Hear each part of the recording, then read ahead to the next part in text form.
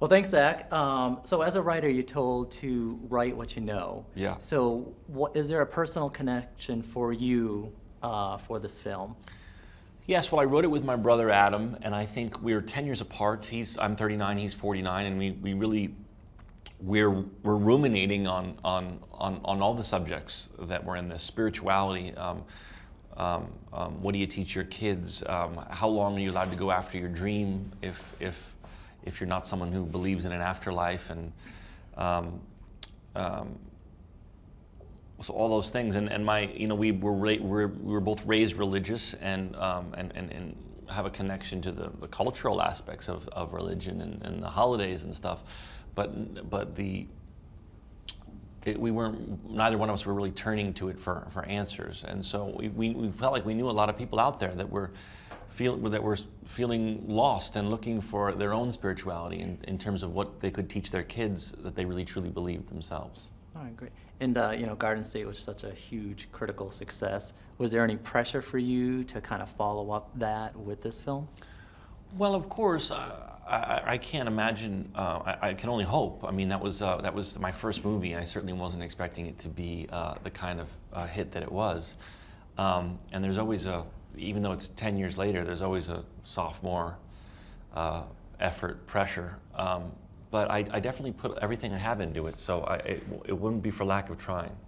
Are we gonna have to wait another 10 years? For No, a movie no from way. you? No, a lot of things went into that, and I learned a lot in those 10 years about the system and how broken it is. So now I think I know how to navigate it a little bit better.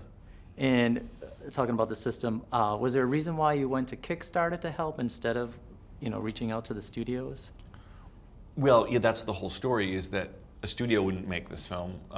Financiers wouldn't make this film the way I wanted to make it, and certainly wouldn't give me the final cut, that is to say, to be the ultimate decision maker in the edit room. And that's just something I wasn't going to give up. I was lucky enough in the case of Garden State that one man financed it who wasn't in the business, and so that's why I think the film worked, is that it was my vision and no one was messing with it. When this film came up, there was the only options on the table were not having the final cut of the film. So I went to my fans with this crazy idea, saying I'll put my money in if I crowdfund it, if I sell tickets to Q&As and T-shirts, and I'll sign anything in the world you want me to sign, and anything and everything. We could make the film together, and that's what we did. All right, great. And when you're writing a script, do you already have people in mind to portray your characters, or do you look for that after you've written the script? Sometimes you sort of daydream. I mean, you definitely say archetypes. You definitely say someone like Kate Hudson, someone like Mandy Patinkin.